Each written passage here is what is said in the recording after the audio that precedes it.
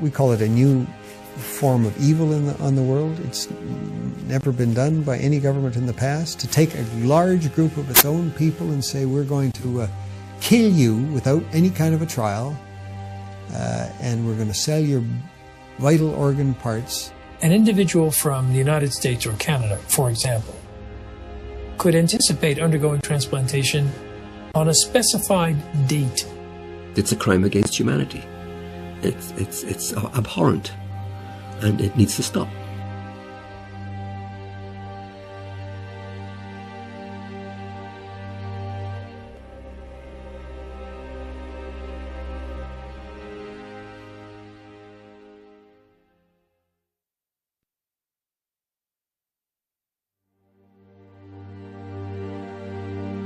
If you're going to go to China and you're going to get a liver transplant during the 3 weeks you are there, then that means someone is going to go schedule an execution, blood type and tissue type the potential executee, and have them ready to go before you need to leave.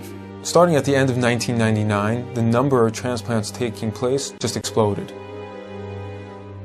China carries out more organ transplant surgeries than any country besides the United States. But unlike other countries, China has no effective organ donation program. That's because culturally, Chinese people believe the body must stay intact even after death. China's Deputy Minister of Health, Huang Zhefu, has suggested that there are 7,000 transplants every year from the deceased, and that more than 90% come from executed prisoners. The number of criminal executions in China is classified as a state secret, but Amnesty International's estimate is about 1,700. The numbers just didn't add up. It's just too large of a discrepancy there. With only 1,700 executed criminals and no effective donation system, where do the rest of the organs come from?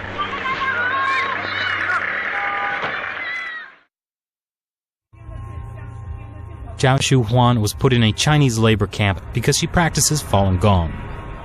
我每到一个劳教所，他都会让我们检查身体，给我们抽血验血。每个劳教所都是。 We estimate that in the period between 2000 and 2005, there are 41,500 transplants which have no other explained source. I'm absolutely convinced that over a long period from 1999 onwards, organ harvesting from prisoners has been taking place, especially with Falun Gong.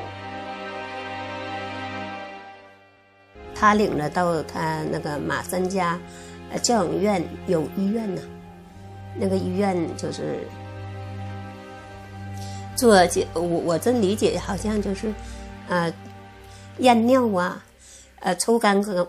Doctors would come into the camps, they would look in their eyes, they would examine their organs with ultrasound and the like, and they were the only people in these camps who were medically examined thoroughly. In 2006, two Canadians, international human rights lawyer David Matus and former Secretary of State for Asia-Pacific David Kilgore, started to investigate allegations of forced organ harvesting in China. They found at least 52 points of circumstantial evidence, including websites of Chinese hospitals offering matching organs in less than a week. It's just not possible unless you have an unlimited source of organs. And these are people who are alive. We're talking about live donors. The actual transplant surgery itself was the form of execution. These were living people that were killed for their organs.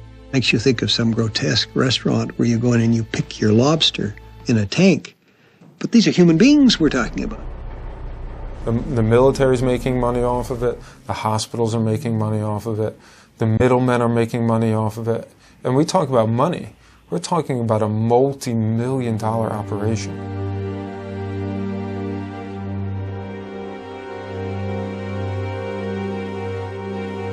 Journalist and author Ethan Gutman decided to carry out his own independent investigation. We had witnesses of disappearances, people who'd been examined and then had disappeared, busloads, entire prison wards which had been emptied out. The signs began to look like something much, much bigger. Like Tibetans and house Christians, Millions of Falun Gong practitioners are being persecuted in China for their beliefs. In 1999, Communist Party leader Jiang Zemin issued orders to break them financially, ruin their reputations, and destroy them physically. Since then, thousands of Falun Gong practitioners have disappeared without a trace. What happened to the disappeared? They, as far as we know, they're still there in these camps. Many of them are killed through organ harvesting, but the rest are still there, and they're the organ data bank for China. Around 1999, there were around 150 transplant centers. 6-7 years later, they had 600 transplantation centers. This is an increase by 300% within such a short period of time without an organ donation program. Military hospitals get watched in China. Okay, there is nothing they can do without the party central taking note of what they're doing. Was this run by triads? No. This is run by the state. This was murder, and it came from the state. This is a crime against humanity. We should do our best to identify those specific individuals who are engaged in this and put them on the list of people who deserve to be brought to justice. In 2006, when this came out and we realized that they were killing prisoners of conscience for their organs, it was doctors that took the front line in trying to stop this. Every day there are a dozen of people that are executed or killed for organs in China. So we have to bring out the message, we have to inform medical doctors to stop this practice. But it's not only the medical community that's getting informed. The U.S. State Department mentioned allegations of forced organ harvesting in its annual Human Rights Report on China in 2011 for the first time.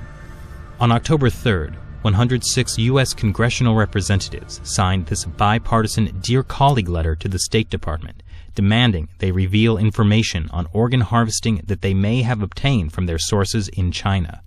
This barbaric human rights abuse must be stopped, but to stop it, we first have to further expose it. And with even more petitions circulating online, the issue is starting to get worldwide attention.